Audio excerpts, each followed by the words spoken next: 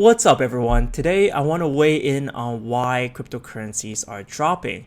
So recently, over the past few days, cryptocurrency seems to be on a total free fall, a carnage in where every single cryptocurrency was dropping kind of non-stop for a while.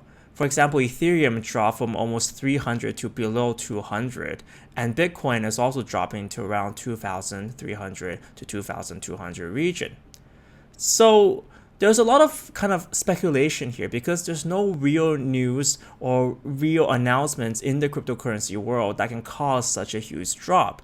So there's a lot of speculation going on, and there's a lot of comments on the channel about why it's dropping. For example, some people are talking about ICOs cashing out rather. So recently we have this huge hype of various ICOs, initial coin offerings, where a lot of people were giving these new projects a lot of funds, and these funds can eventually be cashed out for fiat currency when they have to pay their employees or whatnot. So with cashing out, that means there's going to be a lot of cryptocurrencies on sale, and that might cause the market to go down. There's also talk about big banks getting involved or putting in the currencies or cashing out. And there's also talk about various conspiracies about what's happening on the dark net or whatnot. And I think all these have valid points, and I want to add an additional point onto that from my personal experience. This is, of course, my viewpoint on why the current market is falling, and this does not constitute to professional investment advice. I think currently there's a lot of disillusion in the market, and cryptocurrencies just aren't kind of updating itself fast enough and improving itself fast enough to catch up with how much money is being thrown into this market. So what does that mean? So I wrote a few articles recently about how adding money to a project, for example, an ICO, doesn't improve the speed at which the project develops. A lot of cryptocurrency development actually relies on small teams of very highly skilled engineers, and they operate on a very decentralized manner, and there's lots of kind of these debates which are very important going on. The issue is, of course, that development does take a lot of time. If they're talking and debating and kind of sorting out issues between themselves, that also means that development won't be bam, bam, bam, bam, bam, bam. It won't be like a shotgun and a machine gun. In fact, it's very, very difficult. Even if a project receives $100 million, it's difficult to expand to 100 employees or 500 employees. In fact, that won't really be necessary because a lot of times those employees would be kind of like customer support, which is not really needed here. So even though a project can be funded with 100 million, the amount of kind of development work would be the same. And I think this is where the kind of disillusionment comes through.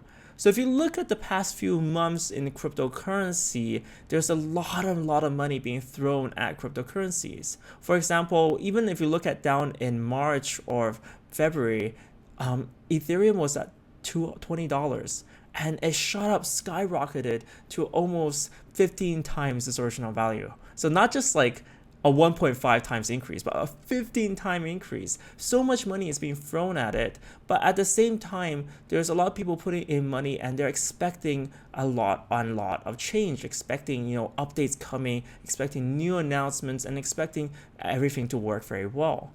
But honestly, right now, cryptocurrency is still at a very beta stage. It's still quite undeveloped. There's still a lot of core issues. And I'm going to relate this to something that I've done because I've been working in the gaming industry for a while, and I've learned the hard way about many various topics. For example, we launched a game in China. So we launched a free-to-play mobile game, not mobile, free-to-play social game in China. And when we first launched, players came in and they were happy and they were spending money. But once they start spending money, they expected new things to play. They're thinking, all right, where I'm spending money in this game, I want new items, I want new battles, I want new challenges, and I want new things to do. And the more they spent, the more demanding they became. But honestly, we had the money, sure, but then at the same time, we don't have the development capacity to pump up new features, new quests, new challenges, new rewards, new skins fast enough. And as a result, a lot of player base left. They became disillusioned about the rate of development, and they were kind of a little bit tired with the current gameplay. And I do see something like that happening. If you look at how fast and how much people were spending in cryptocurrency, they might have this kind of mentality where they expect, new things coming up, new technologies, and new real world uses of cryptocurrencies coming to back that up.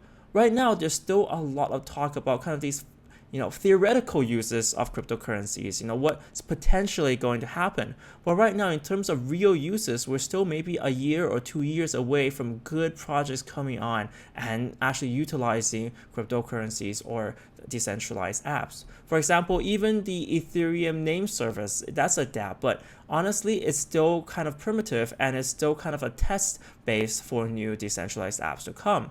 So with so much money thrown into the system and with so much expectations of the system, I do see a concern and I do see there's a little bit of disillusionment going on.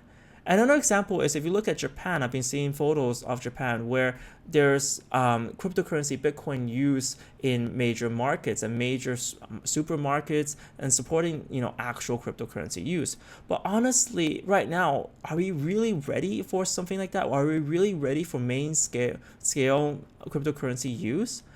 Right now, cryptocurrency transaction fees are still quite high, especially with Bitcoin.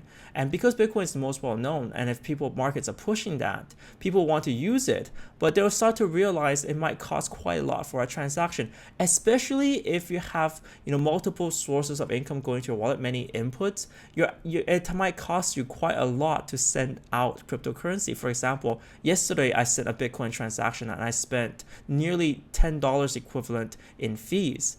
And honestly, if you're trying to compete against Visa or MasterCard or any other sort of payments in these markets, then you're going to lose out because Visa, MasterCard is free for the consumer. It costs the retailer something, which is what Bitcoin doesn't cost, but it costs consumers but Bitcoin costs the consumer something and Visa card doesn't. In fact, Visa and MasterCard or even American Express, they give rebates to the consumer, and that's why the consumer is happy for it.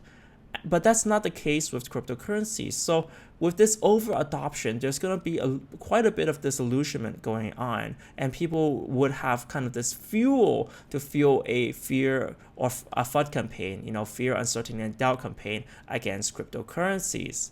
And with that result, I think it's something that I think is bound to happen with so much interest in cryptocurrencies last month. I think that's always a good thing because we're going to have new projects going on, but there's definitely going to be bound to have people who are disillusioned and they might start cashing out or they might start staying away from cryptocurrency in general after they found out it costs so much money to send Bitcoin. Well, this can be remedied in the future, of course.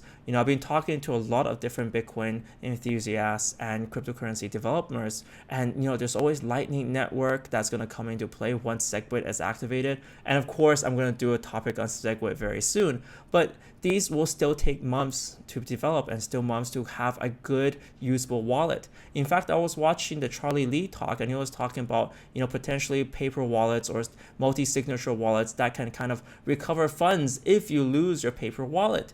And these are all technologies and solutions that are being developed in the cryptocurrency realm that will fix a lot of the core problems we have in cryptocurrency, which is one, right now, keeping accounts safe is relatively difficult for new users. So it's very unfriendly to use wallets for new users. And overall, sending cryptocurrencies is not as convenient as it can be.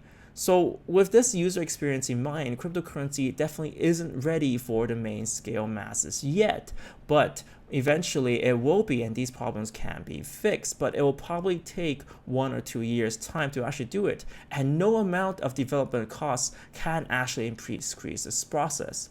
So my general argument right now is that there might be quite a few disillusioned new Bitcoin either users or Bitcoin investors that think, right, there's so much money going in, I expect real cases and real development coming soon. There's disillusionment about how ready this technology is.